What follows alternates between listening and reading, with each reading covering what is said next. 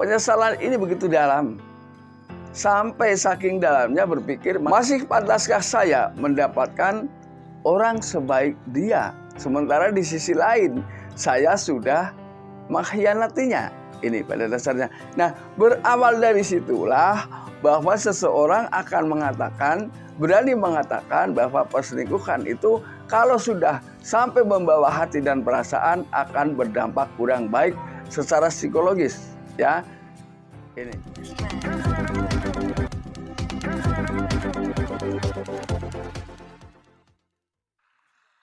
Wabarakatuh. Kembali lagi bersama saya Kang Kumis. Kali ini Kang Kumis kembali bersama Anda tentunya di channel Kang Kumis, channel yang selalu membahas seputar permasalahan kehidupan rumah tangga, percintaan hingga masalah perselingkuhan. Nah, pada kesempatan kali ini Kang Kumis ingin membahas mengenai apakah ketika seseorang melakukan perselingkuhan ini bisa sembuh atau menyesal.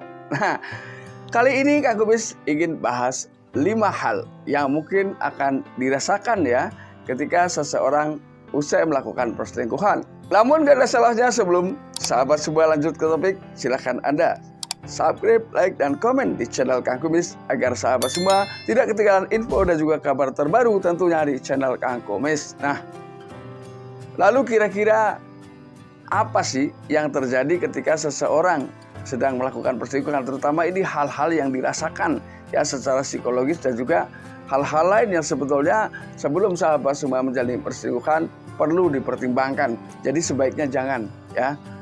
Yang pertama, memang perselingkuhan adalah hal yang terlihat menyenangkan ya. Kenapa saya katakan hanya terlihat? Karena kesenangan yang sebenarnya dirasakan itu hanyalah kesenangan semu dan sebentar. Artinya bukanlah kesenangan yang memang jangka panjang seperti yang kita harapkan.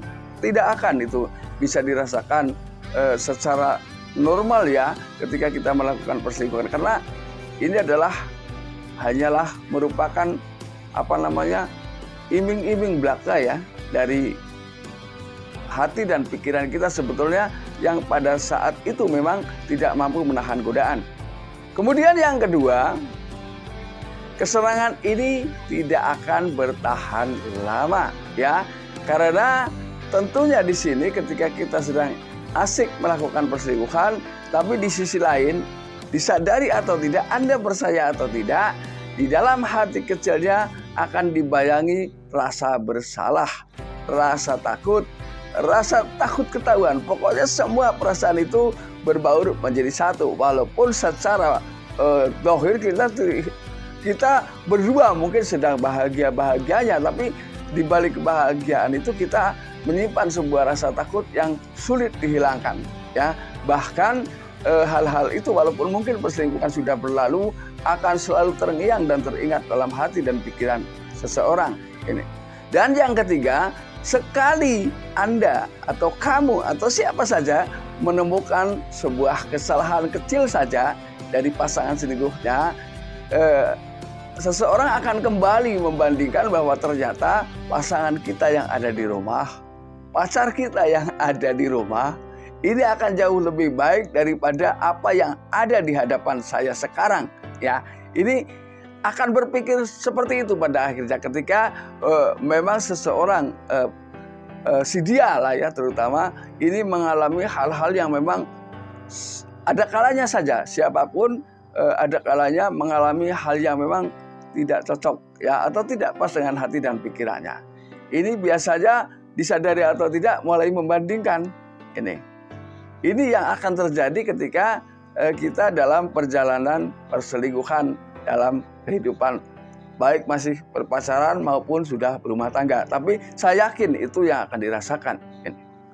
Lalu yang keempat, akhirnya ia menyadari. Nah, menyadari dan bahkan ya penyesalan ini begitu dalam. Sampai saking dalamnya berpikir, masih pantaskah saya mendapatkan orang sebaik dia? Sementara di sisi lain, saya sudah mengkhianatinya.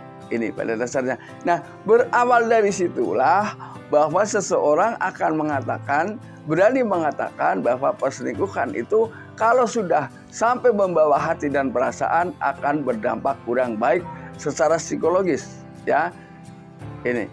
Lalu yang terakhir, yang kelima, menyesali dan menyadari ini adalah hal yang sudah seharusnya terjadi. Ya, ini bisa saja terjadi, menyadari kemudian menyesali ketika memang pasangan kita ini sebetulnya diam-diam saja dan di dalam kehidupannya jarang ada masalah yang tidak terselesaikan.